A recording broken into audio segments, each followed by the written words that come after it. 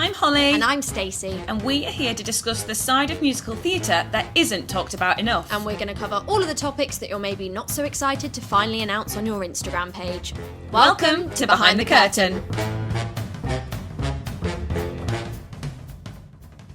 Welcome back to another episode of Behind the Curtain, everybody. Thanks for all the love from our episodes with Adam and... what else has gone out? Oh, our tour Tour tips. tips episodes. We've got a really exciting guest today, everybody. Today we have Erica Wilde. What? On our podcast. I'm really excited for this one. It's a really good episode. Something really different that I've never heard really be spoken about. Yeah, so Erica is part of the Rocky Horror cast, and they relocated to join our tour because they're from Australia. Yep.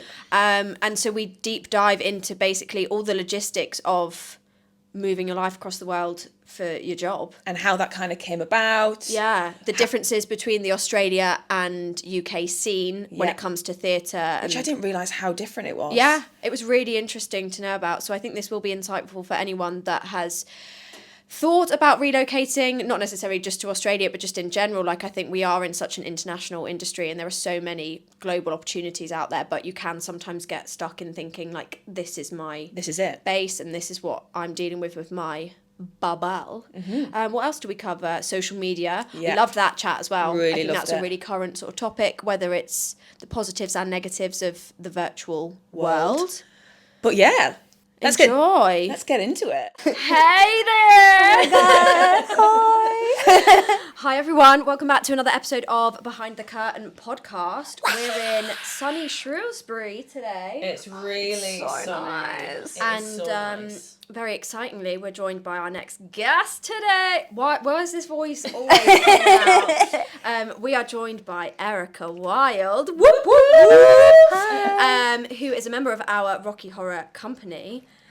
And we're going to dive into this because you've had quite a rocky journey. Yeah, not physically. No, right? not physically. The journey's been great, but we've had a longer one than Holly and I. We are one with Rocky. And a big focus for today's episode is Erica was first part of the Australian company of Rocky Horror. I was going to say across the pond, but that's America, isn't it? Yeah, across a few ponds. Yeah, quite a few ponds. Yeah. And you have relocated to join us on the tour, which is very exciting. So that is something that we're going to dive into today, along with just your general musical theatre journey. Yeah, all my jazz hands. Where did your journey with musical theatre start? Where did you first discover it? Tell us everything from the very beginning. Ooh, well, my first show was in, I think you guys call it Amdram here, right? So amateur theatre is what we call it in Australia. My first show was playing Martyr in an amateur production of Sound of Music. Stop it right now. In grade 2, in the town I have come from, which is Burnie, Tasmania. I keep playing to the camera and that's really not helpful. I love it. We're breaking the fourth wall today. Hi everybody. Talking straight to you and everyone who's only watching this, only listening to this, sorry. So I started just doing, and it was because my singing teacher at the time, I don't know how I got into singing, to be honest, but I think my mum one day just randomly booked me a singing teacher with the one lady in town, because I come from a really small town in Australia. And for some reason, lessons happened at school and I was like taken out of maths class to do them. Oh. And this is bonkers because if anyone knows my mother, like she's like, you go to class, you do, Academics. Yeah, you commit. So like, even now I'm like, how did this even occur? But it was through her who like heard that there was something in town going on. My family had nothing to do with musicals. They liked, the odd one.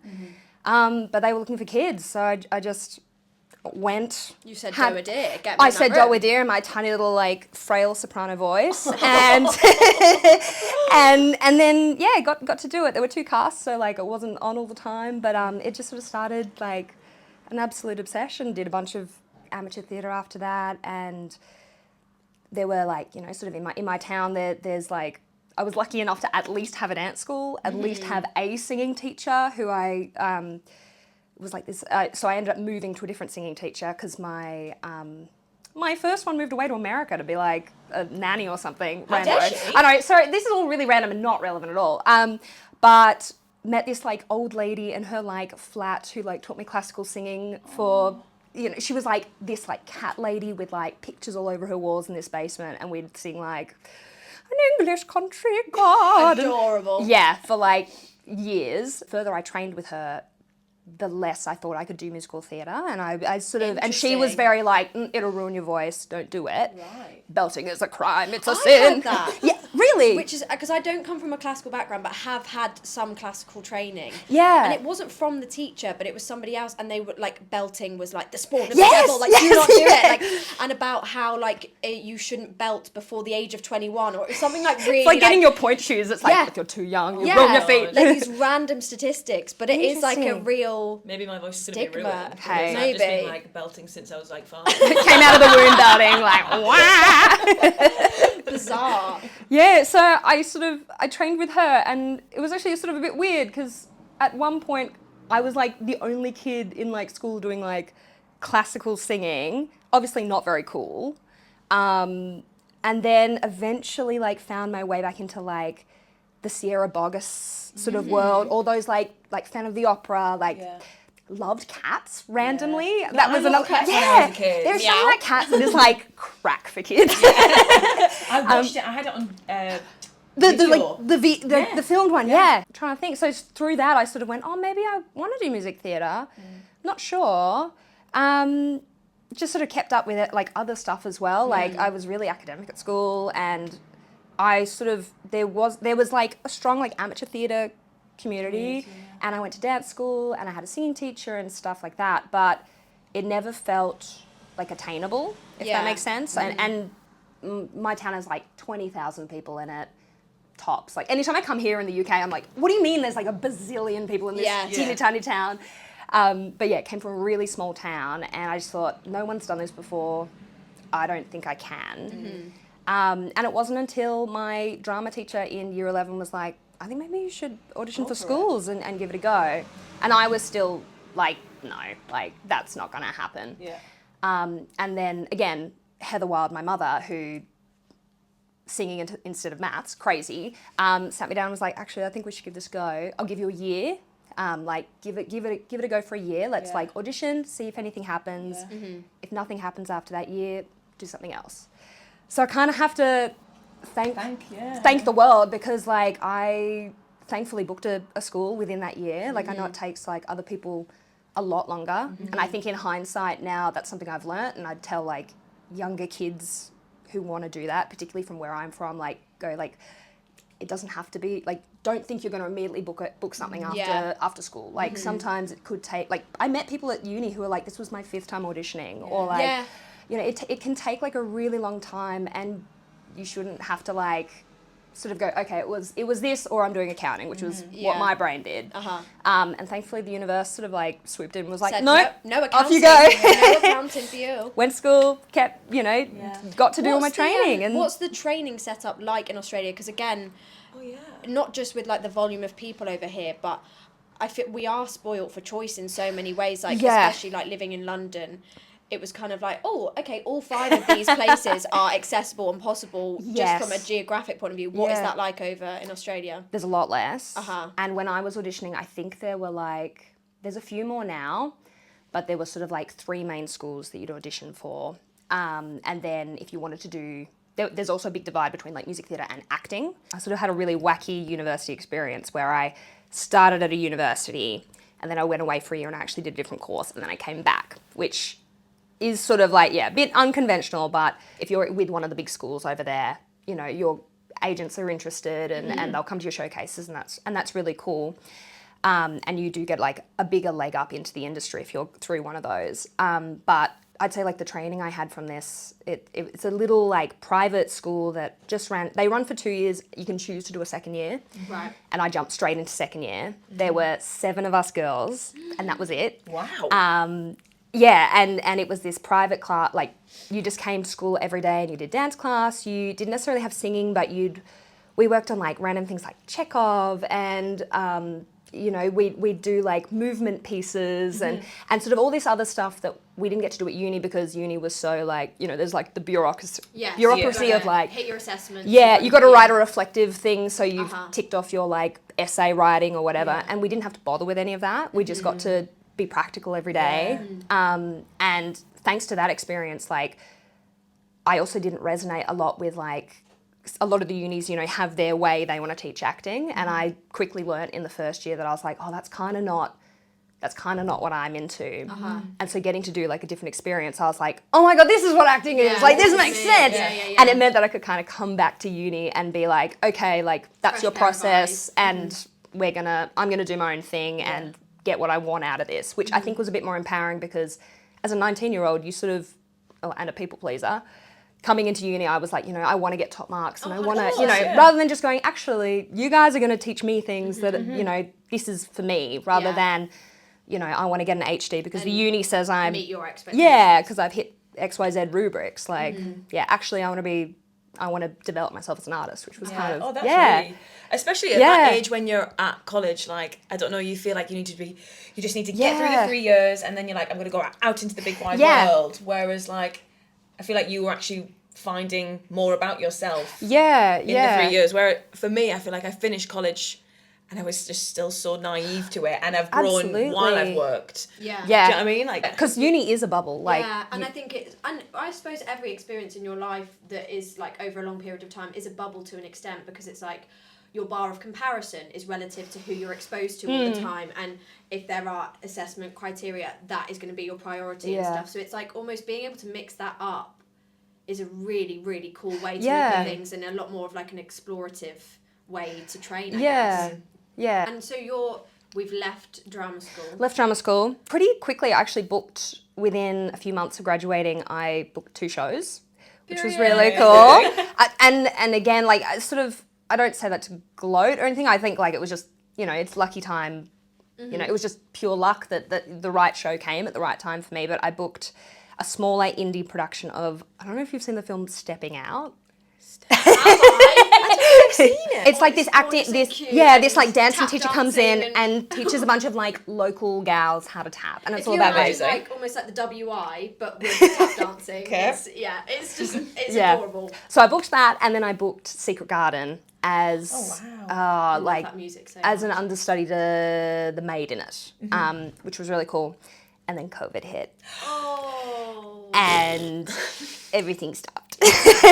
So you didn't even start them? Didn't even start. I think we did a photo shoot for Stepping Out, and then it was just... Oh my God. Yeah. And I was really grateful to like get my foot in the door, but I also didn't realise how like tired I was. Yeah. So in a way, like COVID was a great chance to actually just stop.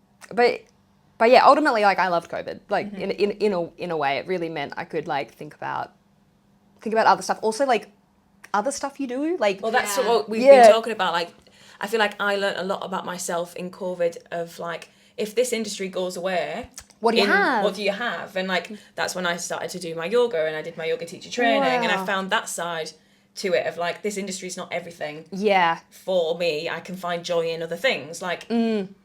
Was there anything in that you found that you now take into life after COVID?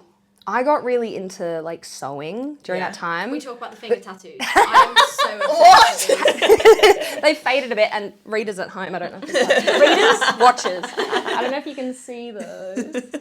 But basically I got these tattoos which are like, it's meant to be a ruler. So these are centimeters. Yeah.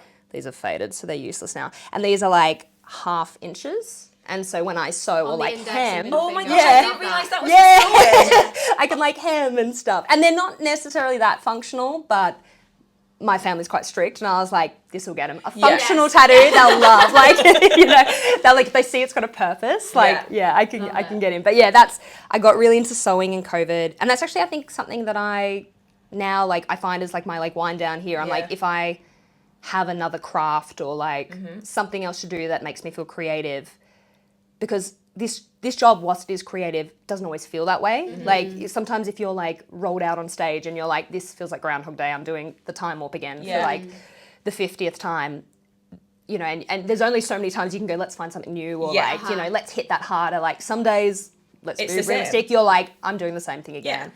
So it's nice to have something else that is like, oh, I Keeps still the brain can going. make art and We stuff actually like that. have hobby interval, don't we? Hobby, yes, we do.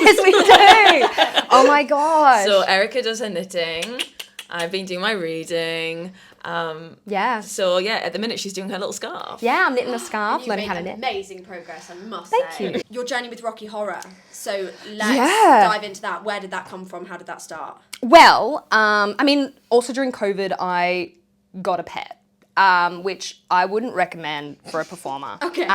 One, love of my life, love that little guy. Two, R.I.P. no longer with us. Oh. Yes. I didn't know which way that was going. No, I know, and it's gone the sad way, hasn't it? But basically, I booked Rocky Horror, and at this point, I'd already done a really long contract with Cinderella in Australia, and I'd had to ship my little rabbit that I got during COVID off to my parents to look after him, and he was like he was sort of like my first adult responsibility, Yeah. like one, and I would say he's like a COVID pet, but he wasn't. Like he was like. I was like, Lifelong. yeah, I was like, you're here for life. And he was like, jokes.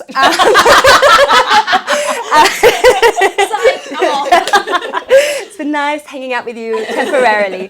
But yeah, I had to ship him off to my parents' house. And I was like, great, once Cinderella's done, I'll get him back and I'm going to have to work out a better way to tour with a pet. Yeah. Because this sort of isn't maintainable. And I can't expect my parents to look after the rabbit for their entire life because he's here for life. And then I booked Rocky and I had to make the call to be like, one, great news, everybody. So exciting. Yeah. Also, can you have the pet for like another 4 You take months? the pet back. And so like, I sort of bring this up, there's also like, Rocky Horror was amazing in terms of like, I got to cover all 3 of the female leads, and I got to go on for all 3 of them.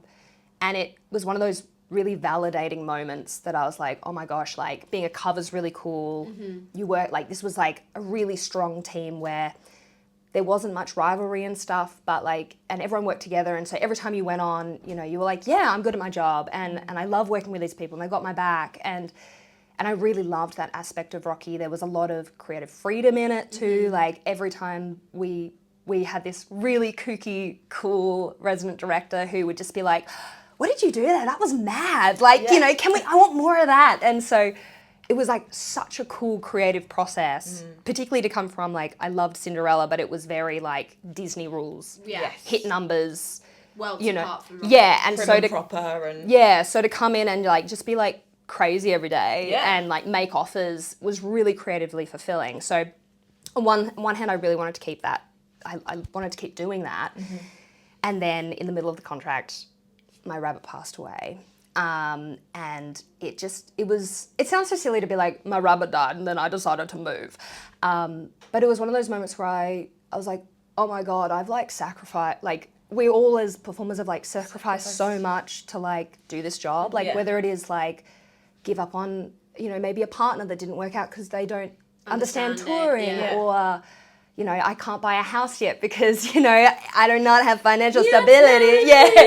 Like there's so many things that like or like even just like going to auditions and going, I'm going to blow like 50 quid on getting to an audition and back and paying for a comm and like you give up so much of your life for this job. And then I just went, well, I've always talked about like, wanting to give the UK a go, and I knew with him I couldn't. Like I was just like, you know, at least at some point, even though I keep handballing him off to the parents, like I have to stay somewhere. And I'm gonna be like the responsible mother one day. So I was like, okay, this is my chance and this is my sign. Like if I'm gonna do this and I'm gonna be like recklessly committed to like performing, I'm gonna go to the other side of the world. I'm gonna go to the other side of the world. So it was like I think within a week our resident director is partners with the choreographer, Nathan Wright, both done work in the UK. And so I just basically started the conversation with, I didn't even think about auditioning for Rocky. It was more just going, test the waters. How do you move? Work? Yeah. Because Bevis, our resident director, was like, move, like it will change your life. Like it was amazing. And so I just said to him, yeah, what is it like over there? What do you recommend?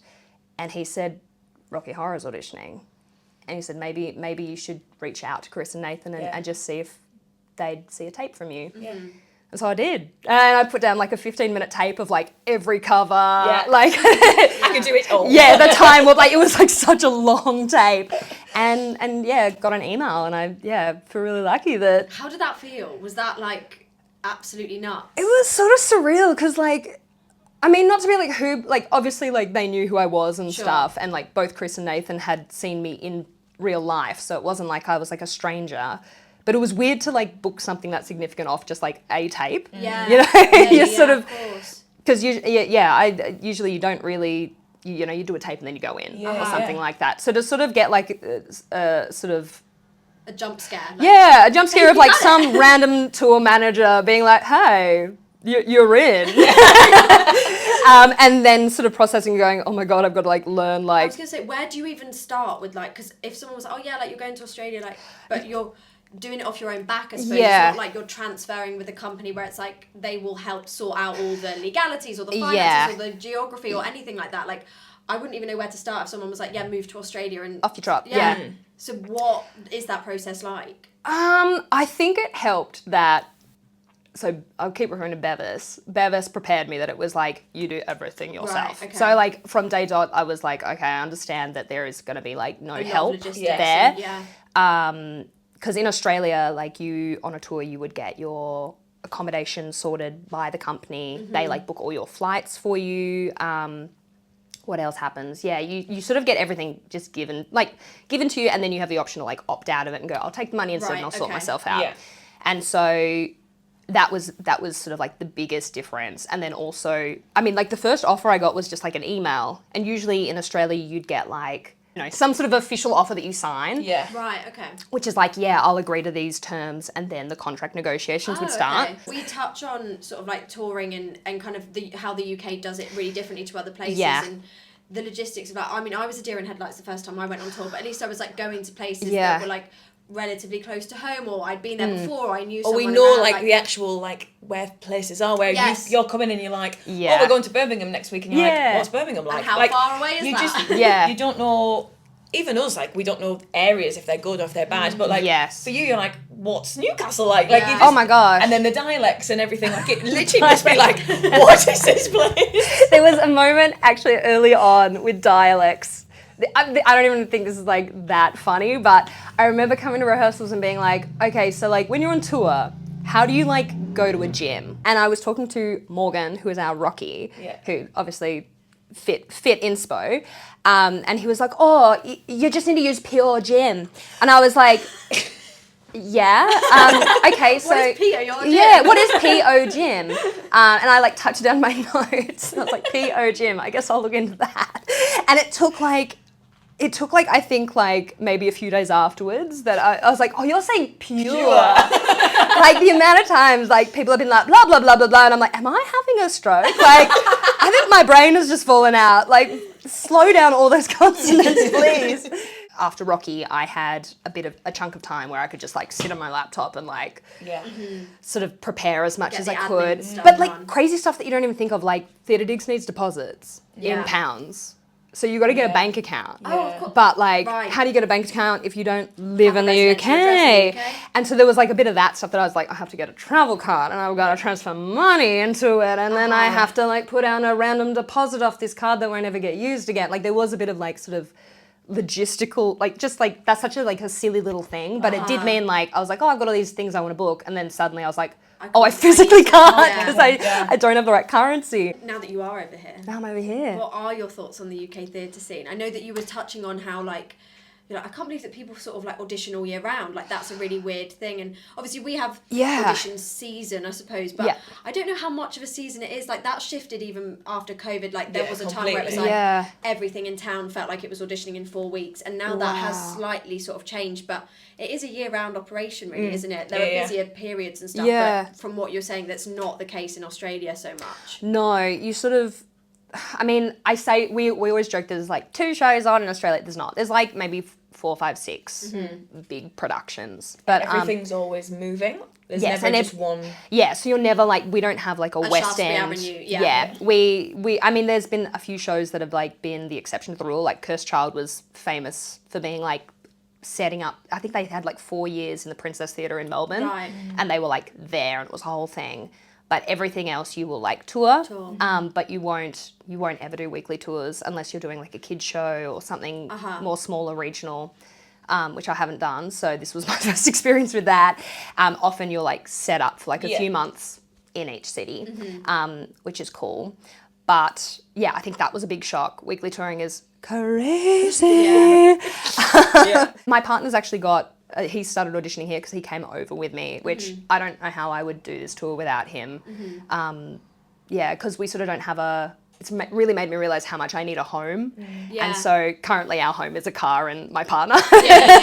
But he has started auditioning for stuff over here, and I think he's done like, within like the last few weeks, he's done more auditions than we would have ever done in Australia in like a year. Because once you've done like your 5 auditions in Australia, you go, well, that's it for the next year. Like I'm not working. Sort of in Australia, after COVID as well, like there is less and less need to like come in with your own cuts and stuff now. Like often they'll just like to sort of kill time. They'll be like, off you go, like just learn the song from the So even that, I'm like, there's definitely a lot of like holes in my skill set in order to, I think, survive here longer, and that's something that like I'll have to work on. Volume aside, what is the audition process like in Australia?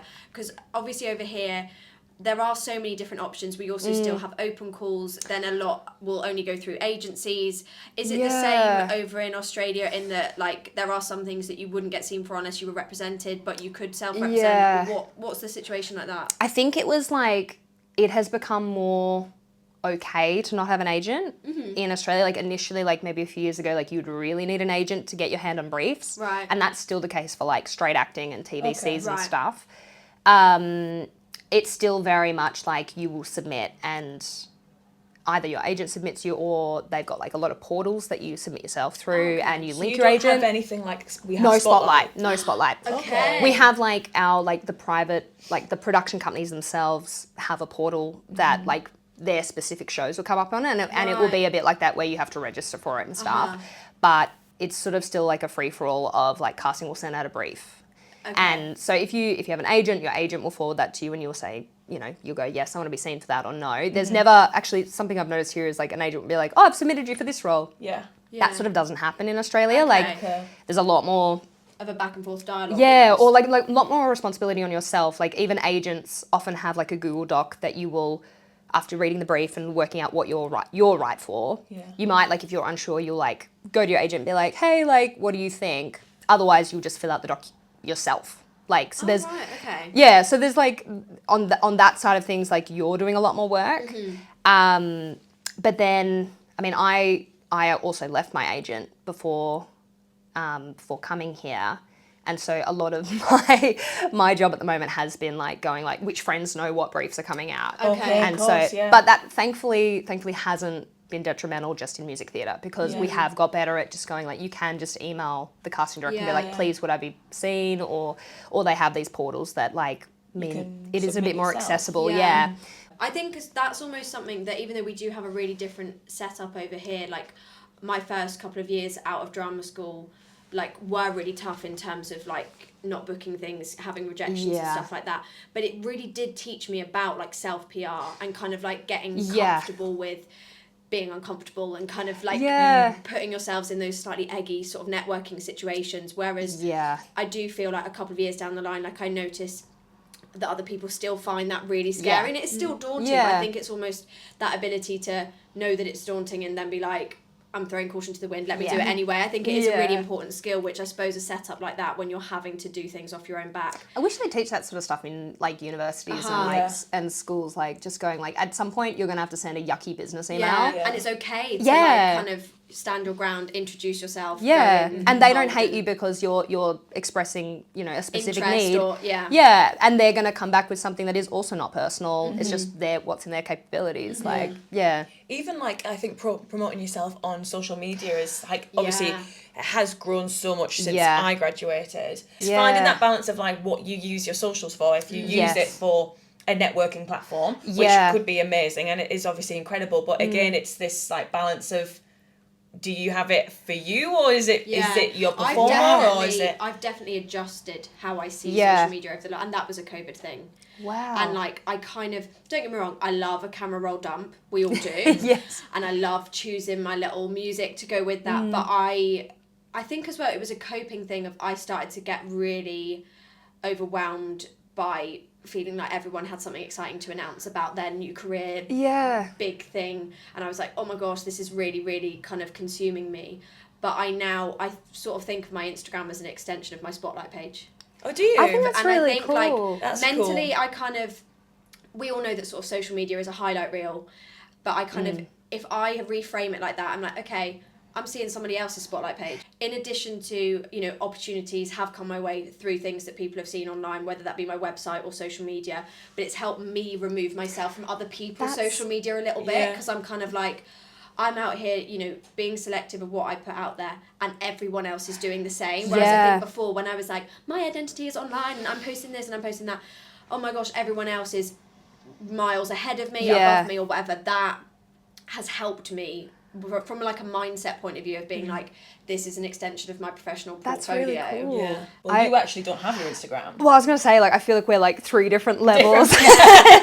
I mean, and I think I feel that pressure. Like, I sort of go like, oh my gosh, what would my career be like if I was more active online? I left Instagram around the same time that sort of everything was happening with the rabbit, and there was sort of like a lot of stuff going on around that time. And I just thought, this sounds so sad, and it's not sad, but I think I was in one of those worlds where like everyone had something awesome to post online, and I was just like, I don't. I'm not there, right yeah. now, like, and I don't, and like the UK, like reaching out to the UK was really cool, but it was also at a time where I was like, I don't know who I am in the Australian industry. What am I doing? Yeah.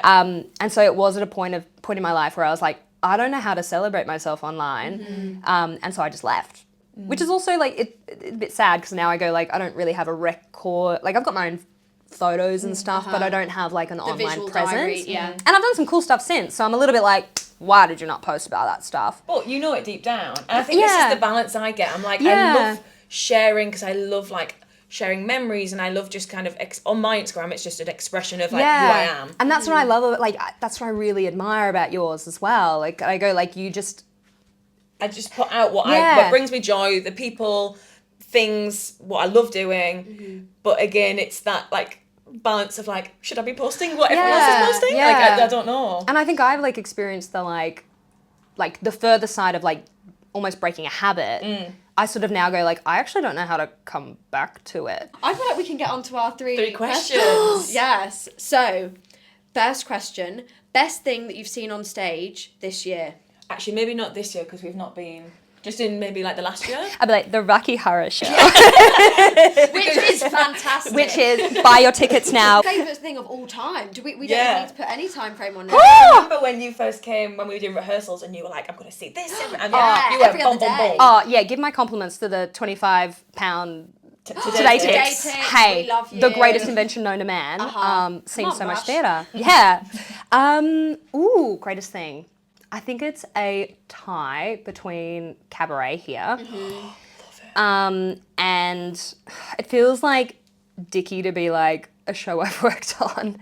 But I was sort of like a late recruit to a show where they needed like an emergency understudy. And so I sort of walked into a show that was already set up, and like, everyone already had their dynamics and stuff. And I got to watch the show a lot, and I was just sort of there in case something happened. But watching that show, it was Ride the Cyclone, and it was a little independent production with the Hayes Theatre in Sydney. And it was just such a cool, tiny little cult show that, like, I feel like I can't even say I was part of it, but, like, because it was already a thing and it already existed before me, I feel like it is something that I got to watch From as an audience. Yeah, and it was just incredible, and everyone who... It was cool to see peers my own age doing stuff, like really bringing themselves to the roles, and it was just such a moving piece. Like I I don't understand why Ride the Cyclone is not a thing elsewhere. I've not heard of it. Oh my God, it's I would say it's probably one of my favorite musicals now. Like, it's incredible. Okay, I need to have a bit like listen. Rocky, actually. Like, Ooh. every song is different as well. I need to have a listen. Yeah. I love finding new, like, soundtracks to listen to. Oh, it's silly. It's so cute. Second question is, what are you most proud of? Oh, I think it's tied to Ride the Cyclone. I think, like, just being part of that show, I just felt so lucky to meet those people, and like, it was one of those shows where, like, I was just so proud to watch them all every night. Like, it was a show I never got tired of. I was just so proud to be involved. Part of it. Yeah, and like, to think, like, I was like, that could have literally happened and I might not even seen it had I, because auditions for it, I think, were at the same time as Rocky. It just was so, like, so lucky that I got to do that, and yeah, they are people that I'm like, I will admire for life, and I That's feel so really special. grateful. Yeah, and also coming here and meeting you guys. Our final question. If you had one message to all and any performers or creatives in the theatre industry, what would that message be?